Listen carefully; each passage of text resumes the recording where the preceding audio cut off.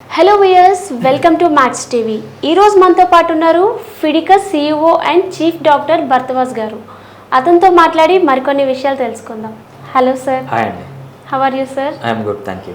ఇప్పుడు వరకు మీరు చెప్పారు హెచ్ఐవి అంటే ఏంటి, దాన్ని మనం ఎలా ఐడెంటిఫై చేయాలి. ఇప్పుడు మనం ఎటువంటి కాజెస్, రైట్, హెచ్ఐవికి మనం ఎటువంటి కాజెస్ తీసుకోవాలి? రైట్.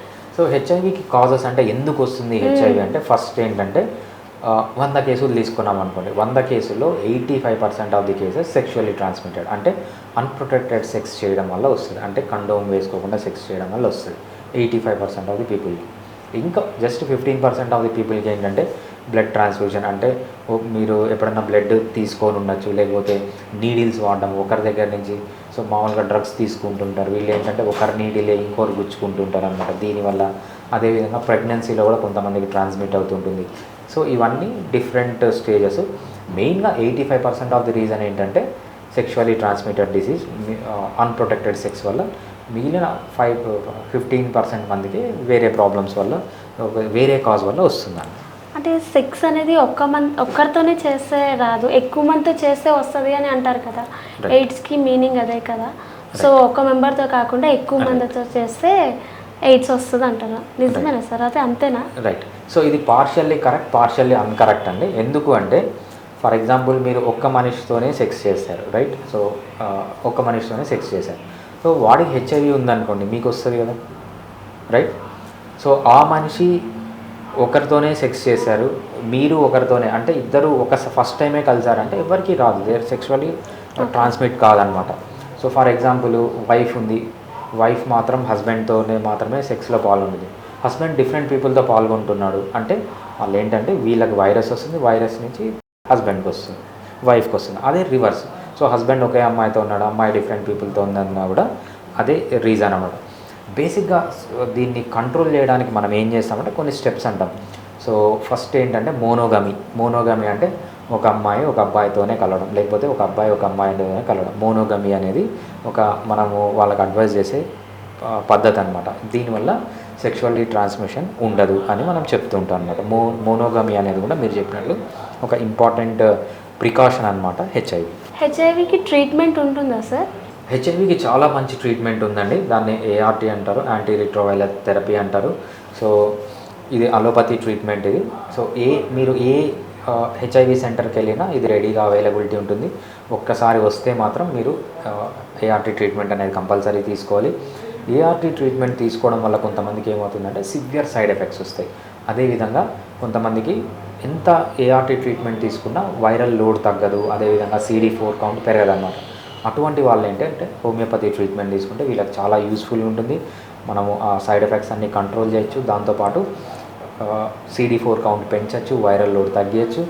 ARTతో పాటు హోమియోపతి ట్రీట్మెంట్ తీసుకుంటారా, లేకపోతే హోమియోపతి ట్రీట్మెంట్ అలోన్ తీసుకుంటారా అనేది మీ డెసిషన్.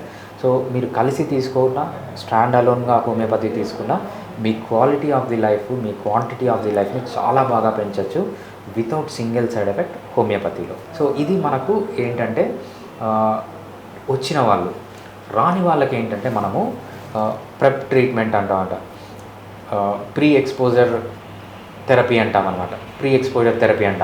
దీంట్లో ఏంటంటే హై రిస్క్లో ఉన్న వాళ్ళకి, ఫర్ ఎగ్జాంపుల్ ప్రాస్టిట్యూషన్లో ఉన్న వాళ్ళు, లేకపోతే చాలామంది ఏంటంటే హై రిస్క్లో ఉంటారంట. ఎస్పెషల్లీ ప్రాస్టిట్యూషన్లో ఉన్న వాళ్ళు, లేకపోతే కొంతమంది డాక్టర్స్, ఎక్కువ హెచ్ఐవితో పేషెంట్లను డీల్ చేసే డాక్టర్స్ కానీ, లేకపోతే నర్సులు కానీ, హాస్పిటల్ స్టాఫ్ కానీ, ఎవరైతే హై రిస్క్లో ఉన్నారో వీళ్ళకి ప్రెప్ అనే ట్రీట్మెంట్ ఉంటుంది. సో అట్లీస్ట్ వీళ్ళు ఏం చేయాలంటే ప్రీ ఎక్స్పోజర్ ప్రొఫైలాక్సిస్లో ఉండాలండి. ప్రీ ఎక్స్పోజర్ ప్రొఫైలాక్సిస్లో ఉన్నప్పుడు వీళ్ళకి కానీ, వీళ్ళ ఫ్యామిలీ మెంబర్స్కి కానీ, వీళ్ళు ఎవరితో అయితే సెక్స్లో పార్టిసిపేట్ చేస్తారో వాళ్ళకి కానీ హెచ్ఐవి అనేది రాకుండా ఉంటుంది.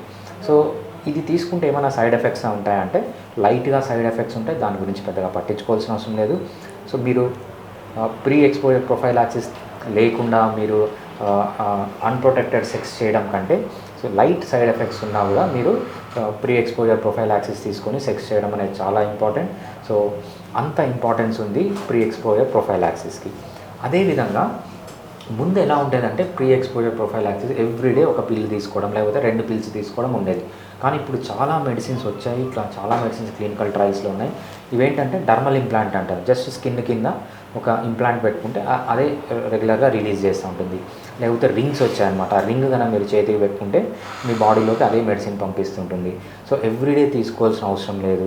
ఒక్కొక్కసారి ఏంటంటే మీ మంత్లీ వన్సో లేకపోతే వీక్లీ వన్సో తీసుకునే పిల్స్ కూడా వచ్చాయన్నమాట. అంత అడ్వాన్స్మెంట్స్ జరిగింది ప్రీ ఎక్స్పోజర్ ప్రొఫైలాక్సిస్లో. ఇది చాలా మంచిది, చాలామంది యూజ్ చేయొచ్చు కూడా. నెక్స్ట్ ఏంటంటే చాలామందికి ఒక డౌట్ వస్తుంది. సో నేను అన్ఎక్స్పెక్టెడ్గా సెక్స్లో పార్టిసిపేట్ చేశాను, ఆమెకు లేకపోతే ఆయనకి హెచ్ఐవి ఉందా, వస్తే నాకెట్లా అని డౌట్ పడుతుంటారు అన్నమాట. దీనికి ఏమంటామంటే పోస్ట్ ఎక్స్పోజర్ ప్రొఫైలాక్సిస్ అంటాం. ఈ పోస్ట్ ఎక్స్పోజర్ ప్రొఫైలాక్సిస్ అంటే ఏంటంటే మీరు డౌట్ ఉన్న మీకు హెచ్ఐవి వస్తుందని డౌట్ ఉంది, లేకపోతే ఏదన్నా నీడిల్ మీరు గుచ్చుకున్నారు, లేకపోతే ఏదైనా బ్లడ్ ట్రాన్స్ఫ్యూజన్ జరిగింది, లేకపోతే అన్ప్రొటెక్టెడ్ సెక్స్ చేశారు, దీనివల్ల మీకు హెచ్ఐవి రావచ్చు అనే డౌట్ ఉంటే మీరు వెంటనే ఏం చేయాలంటే వితిన్ 72 అవర్స్ మనకు పోస్ట్ ఎక్స్పోజర్ ప్రొఫైలాక్సిస్ ట్రీట్మెంట్ అని ఉంటుంది. ఇది ఒక 28 డేస్ ట్రీట్మెంట్ అనమాట. ఇది జస్ట్ 72 అవర్స్ లోపల తీసుకోవాలి. 72 అవర్స్ లోపల అంటే ఎంత త్వరగా తీసుకుంటే అంత మంచిది. సో ఒక 1 అవర్లో తీసుకున్నారా చాలా మంచిది, 24 అవర్స్లో తీసుకుంటే ఇంకా మంచిది. సో 72 అవర్స్ లోపల మనము పోస్ట్ ఎక్స్పోజర్ ప్రొఫైలాక్సిస్ ట్రీట్మెంట్ కనుక స్టార్ట్ చేస్తే 28 డేస్ కోర్స్ ఉంటుంది. దీనివల్ల ఏంటంటే ఈ హెచ్ఐవి వచ్చే ఛాన్స్ చాలా తక్కువ అయిపోతుంది అనమాట. ఆల్మోస్ట్ 99% మళ్ళీ రాదన్నమాట. అంత ఇంపార్టెన్స్ ఉంది. సో మీకు కనుక డౌట్ వచ్చిందంటే వితిన్ 72 అవర్స్ మీరు పోస్ట్ ఎక్స్పోజర్ ప్రొఫైలాక్సిస్ తీసుకోవచ్చు. దీనికి సైడ్ ఎఫెక్ట్స్ ఉంటాయంటే కొద్దిగా ఉంటాయి. సో ఈ సైడ్ ఎఫెక్ట్స్ వల్ల జరిగే నష్టం కంటే మీరు పోస్ట్ ఎక్స్పోజర్ ప్రొఫైలాక్సిస్ తీసుకోవడం వల్ల వచ్చే లాభము చాలా ఎక్కువ అనమాట. సో ప్రతి ఒక్కరూ పోస్ట్ ఎక్స్పోజర్ ప్రొఫైలాక్సిస్ కూడా తీసుకోవాలి. నెక్స్ట్ ఇంపార్టెంట్ ఏంటంటే చాలామందికి డౌట్ వస్తుంది, ప్రెగ్నెన్సీలో ఉన్నప్పుడు హెచ్ఐవిని ఎలా హ్యాండిల్ చేయాలి. సో మనకి ఎంత టెక్నాలజీ ఉందంటే ఇప్పుడు ఎంత అడ్వాన్స్డ్ మెడిసిన్స్ ఉన్నాయంటే, సో ఫాదర్కి హెచ్ఐవి ఉంది, లేకపోతే మదర్కి హెచ్ఐవి ఉంది. ఇద్దరు ఏంటంటే ఎప్పుడు బేబీని కనాలి వీళ్ళంటే రెగ్యులర్ ఏఆర్టీ ట్రీట్మెంట్ తీసుకున్న తర్వాత వీళ్ళు వైరల్ లోడ్ కంప్లీట్గా తగ్గిపోయిన తర్వాత వీళ్ళు సెక్స్లో పార్టిసిపేట్ చేయొచ్చు. సెక్స్లో పార్టిసిపేట్ చేసినప్పుడు కూడా వీళ్ళు కంపల్సరీ ఫాదరు మదరు ఈవెన్ ప్రెగ్నెన్సీలో కూడా కంప్లీట్గా ఈ ఏఆర్టీ ట్రీట్మెంట్ తీసుకోవాలి. ఏఆర్టీ ట్రీట్మెంట్ తీసుకోవడం వల్ల అంత సైడ్ ఎఫెక్ట్స్ రావు, ఏదో లైట్గా సైడ్ ఎఫెక్ట్స్ వస్తాయి. సో మనకు ఇంకా ఫీటల్ మాల్ఫార్మేషన్స్ అంటే అవి కూడా అంతగా రావు, వచ్చే ఛాన్స్ ఉంటుందన్నమాట. కానీ దీన్ని తీసుకోవడం వల్ల చాలా లాభం ఉంటుంది. సో ఒక్కసారి ప్రెగ్నెన్సీలో వచ్చినప్పుడు ఏమవుతుందంటే మళ్ళీ బేబీకి రాకుండా ఉండే ఛాన్స్ ఉంటుంది. అంటే 99% బేబీకి రాకుండా ప్రివెంట్ చేయొచ్చు అనమాట, ఈవెన్ దో ఫాదర్కి మదర్కి ఉన్నా కూడా. సో చాలామందికి ఒక క్వశ్చన్ వస్తుంది, సార్ మేము తీసుకోవాల్సిన జాగ్రత్తలు ఏంటి ప్రెగ్నెన్సీలో మీరు తీసుకోవాల్సిన జాగ్రత్తలు అసలు ప్రెగ్నెన్సీ స్టేజెస్ని బట్టి ఉంటుంది. సో ఏ స్టేజ్లో బేబీకి హెచ్ఐవి వచ్చే ఛాన్స్ ఉంది? ఒకటి యూట్రస్లో ఉన్నప్పుడే, అంటే గర్భాశయంలో ఉన్నప్పుడే హెచ్ఐవి వచ్చే ఛాన్స్ ఉంటుంది. ఎందుకంటే ఈ ప్లాజెంటా ద్వారా ఈ వైరస్ అనేది ఎక్స్చేంజ్ కావచ్చు, అది ఫస్ట్ రీజన్. అప్పుడు కాలేదనుకోండి, నెక్స్ట్ ఎప్పుడు ఉంటుందంటే వజనాలోంచి బేబీ ఎప్పుడైతే బయటికి వస్తుందో అప్పుడు ఆ వజనల్ సెక్రీషన్స్లో హెచ్ఐవి వైరస్ ఉండి అప్పుడు కూడా వచ్చే ఛాన్స్ ఉంటుందన్నమాట. థర్డ్ ఏంటంటే లాక్టేషన్, అంటే తల్లి బిడ్డకు పాలు ఇచ్చే టైంలో అక్కడి నుంచి కూడా వైరస్ వెళ్ళే ఛాన్స్ ఉంటుంది. దీనికి మీరు ఏం చేయాలి? ఫస్ట్ కంప్లీట్గా ఏఆర్టీ ట్రీట్మెంట్ తీసుకుంటే ప్రెగ్నెన్సీలో ప్రివెంట్ చేయొచ్చు. నెక్స్ట్ చాలామంది ఏం చెప్తారంటే, కొంతమంది ఇది కాంట్రవర్సీ ఉంది, కొంతమంది హెచ్ఐవి ఉన్న వాళ్ళు నార్మల్ డెలివరీకి వెళ్ళకూడదు, నార్మల్ డెలివరీకి వెళ్తే ఆ డెలివరీ టైంలో బేబీకి వెళ్ళొచ్చు అని కొంతమంది చెప్తారనమాట. కొంతమంది ఏం చెప్తారంటే ఎట్లా మదర్ ప్రొఫైలాక్సిస్ పైన ఉంటుంది కదా, సో అది నార్మల్ డెలివరీ అయినా కూడా బేబీకి రాదు అని చెప్తారు. సో అది మీరు డెసిషన్ తీసుకోవచ్చు. సో నార్మల్ డెలివరీకి వెళ్ళాలా లేకపోతే సిజేరియన్కి వెళ్ళాలా అనేది. దాంతోపాటు లాక్టేషన్లో కొంతమంది ఏం చెప్తారంటే పిల్లకు పాలు ఇవ్వద్దు అంటారనమాట. కొంతమంది ఇవ్వండి ఎందుకంటే 0 ఉంటుంది కదా అని చెప్తారు.